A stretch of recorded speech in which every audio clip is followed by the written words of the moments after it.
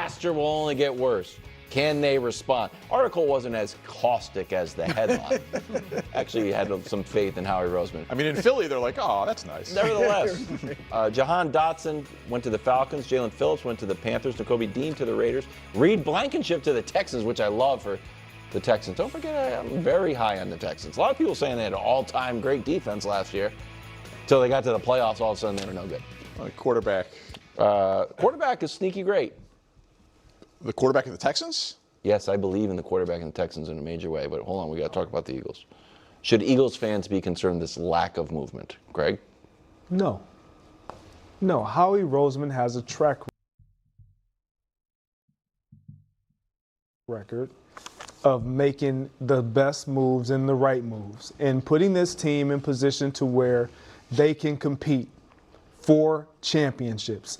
Now, didn't happen last year, but just because it doesn't start the way everybody else's offseason starts and you're losing some of your players. Look, Jalen Phillips, really good player. He didn't produce the sack numbers. Now, the pressure, he gets pressure. Top 4 in pressure, I love what he's able to do. But at that price point, you're not going to pay him that amount of money on that team to be that. When you have other guys on that defensive line that you know you're going to eventually have to pay. Now, Nakobe Dean, injury-riddled, important piece in the locker room, has been effective but not a staple. We don't say, Nakobe Dean, did you see Nakobe Dean? We don't say that when we talk about this Eagles team. Played about 50-something% of the snaps. And now Reed Blankenship, he was a staple on that defense. Yeah. Like, he played, there was only 2 players that played more defensive snaps than he. That was Zach Bond and Cooper DeJean. So Reed Blankenship is going to be a tough one to replace. I trust Howie Roseman because of how he's run this organization and because of the pieces that he's brought in and how they've impacted that team.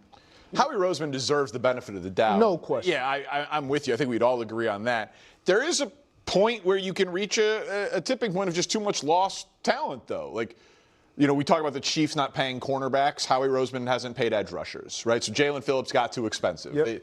Josh Sweat, Hassan Reddick, Bryce Huff. Like he pays guys for like a year or 2, a little amount of money, and then they get comp picks when they leave. Like, they've got a formula there. They paid Zach Bond. They lose Nakobe Dean. They drafted Jahad Campbell to replace him. Yep. Like, they definitely have a plan. But when you add up last year's losses after the Super Bowl year with Milton Williams, plus all of these losses, plus the cap situation they're in, like, if they trade A.J. Brown before June 1st, I looked this up today. It's a $72 million cap hit. So we could probably save that topic until June. That's the thing. It's not going to happen. It's just not. It's not going to happen if it ever happens. So they're just. These moves are not to make them better today. They're to make their financial position better in the future. Like, no one's going to argue the Eagles are a better football team today. Well, but I do think, because last year they were arguably the most talented team in the league, certainly one of the handful of most talented teams. So they could lose some talent and still be contender status. And then when you put on there Howie Roseman and you know he's going to make some smart moves, I think they'll have enough talent to be a contender. My question is the culture there. I could see this being a year that it just goes south for them because of the culture, because of it feels, you know, a lot of it's A.J. Brown, who'll probably be back, it looks like. Maybe it falls over this year. Wow. But I think the biggest thing for them is what do the other teams in the division do?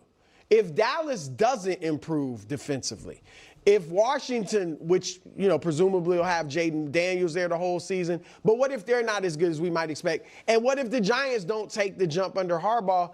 Then the Eagles still could be atop the division. But if those 3 teams or a couple of them get as good as some people think, and I think they could make jumps, that's when I think it could be tough for the Eagles. This headline is an absolute throwback to a bygone era of journalism. It represents the ultimate form of clickbait, the digital equivalent of newspaper hawkers on street corners shouting, "Extra, extra, read all about it." The Philadelphia Eagles free agency disaster. Give me a break. That headline needs to disappear from the screen immediately because it doesn't deserve serious consideration. Greg's perspective on this situation actually captured the most reasonable approach to evaluating what's happening in Philadelphia. It's genuinely amusing how analysts selectively apply their own previously established principles, depending on which franchise they're discussing. Colin's evolving philosophy regarding edge rusher compensation provides a perfect case study in this inconsistency. I've clipped his commentary multiple times highlighting his stance that paying edge rushers premium money is ultimately detrimental to sustained success. Teams that consistently compete for championships supposedly avoid allocating excessive resources to that position. Yet somehow this framework shifts depending on context. It was apparently acceptable for the Baltimore Ravens to make that investment, but problematic for the Dallas Cowboys. Max Crosby warrants the financial commitment while Micah Parsons doesn't. The mental gymnastics required to maintain these contradictory positions leave observers genuinely dizzy trying to track the logic. The Eagles essentially drafted Nico Dean's replacement before he even departed. That's the reality of their situation. They're positioning themselves to potentially achieve improved production from his successor, while simultaneously avoiding the substantial financial commitment Dean would have commanded. Dean also carried concerning injury history that factored into these calculations. Now, suddenly everyone wants to focus on Jalix Hunt, as if he's the definitive answer, the guaranteed solution. The discourse has shifted to presenting Hunt as the unquestioned successor, and the certainty with which these assertions are made is remarkable. When you construct an elite defense featuring premium talent across multiple positions, financial reality eventually intervenes. You genuinely cannot retain everyone. The salary cap creates hard constraints that no amount of creative accounting can permanently circumvent. There are simply too many deserving players requiring compensation, too many mouths to feed within a finite budgetary structure. The ways in which analysts discuss Philadelphia reveal fascinating underlying assumptions. Howie Roseman has unquestionably earned the benefit of the doubt through his track record of roster construction. Yet commentators consistently introduce this vague notion that things could go south because of cultural factors within the organization. What does that actually mean at this point? What specific manifestation would going south take? Does it mean failing to reach the Super Bowl? Does it mean a first-round playoff exit? The term functions as rhetorical filler rather than substantive analysis. These conversations consistently strike me as fundamentally bizarre. The framing around Philadelphia's offseason defies logical consistency. Consider a hypothetical scenario where the Eagles advance to the divisional round, win one playoff game, then fall to the Rams. The overwhelming media consensus would characterize that outcome as an absolute failure, a disappointing underachievement relative to expectations. I've been transparent about my own perspective. Philadelphia measures success by conference championship appearances and Super Bowl opportunities. That represents their organizational floor. Seasons concluding short of those benchmarks constitute unsuccessful campaigns by their internal standards. However, the way media narratives construct around this framework reveals inconsistent application.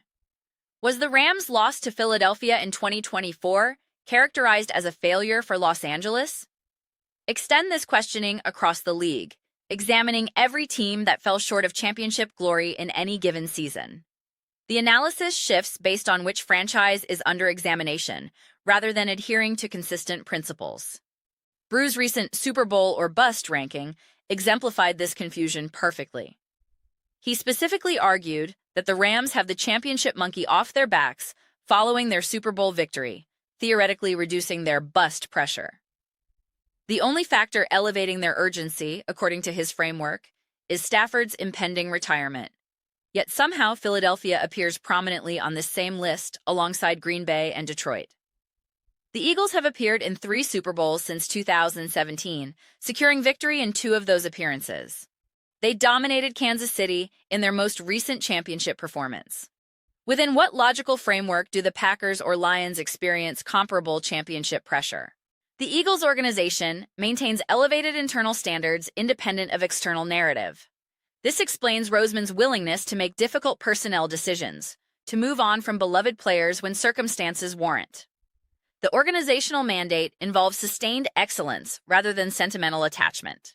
But media perception placing Philadelphia in Super Bowl or bust territory while simultaneously acknowledging their recent championship success creates fundamental logical tension. The Eagles occupy essentially identical championship expectation territory as Kansas City. Both franchises have demonstrated consistent Super Bowl caliber performance. Both organizations expect genuine championship contention annually. When seasons conclude without a Lombardi trophy, internal assessments appropriately conclude, "We weren't good enough, we must improve." The external media framing, however, fluctuates based on narrative convenience rather than consistent application of criteria. The pressure on Nick Sirianni and Jalen Hurts remains genuine, but organizational decision-making ultimately reflects Roseman's strategic vision.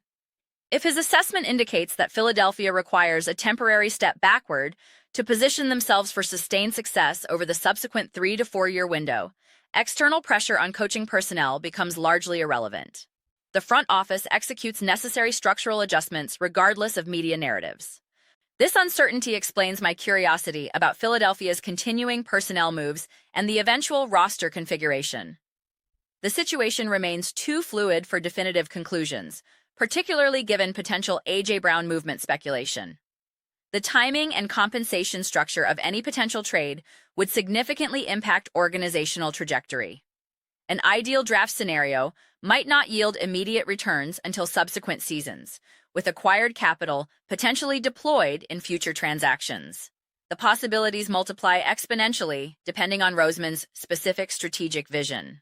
Discerning which moves reflect aggressive win-now mentality versus necessary housekeeping requires careful observation.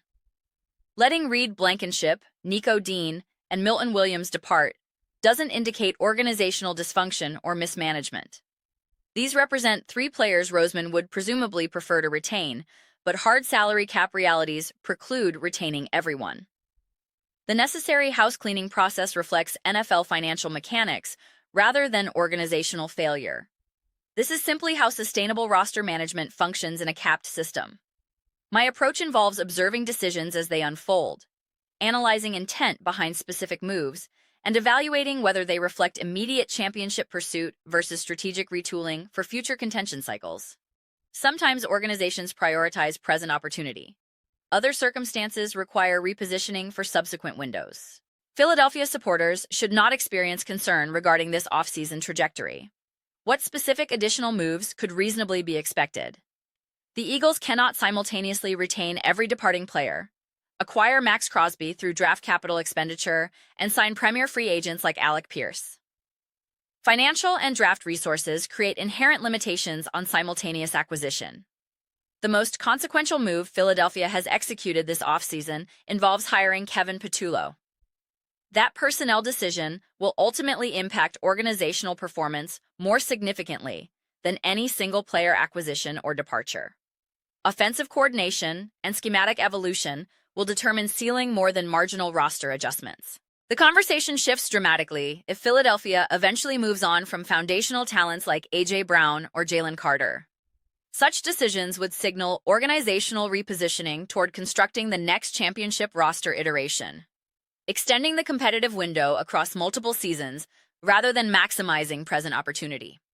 At that point, currently central figures like Saquon Barkley and Devonta Smith would transition from primary options to complementary pieces within a reconfigured core. Philadelphia possesses substantial draft capital across the upcoming 2 seasons, particularly when considering selections beyond the initial rounds. The resources available for roster replenishment are considerable regardless of how one frames the valuation. I cannot pretend to comprehensively anticipate Howie Roseman's decision-making process. The variables involved in salary cap management, player valuation, contract negotiation, and long-term planning exceed external visibility. I lack access to internal discussions regarding specific financial thresholds, acceptable compensation structures, or ongoing negotiation dynamics. My perspective necessarily involves observation rather than prediction.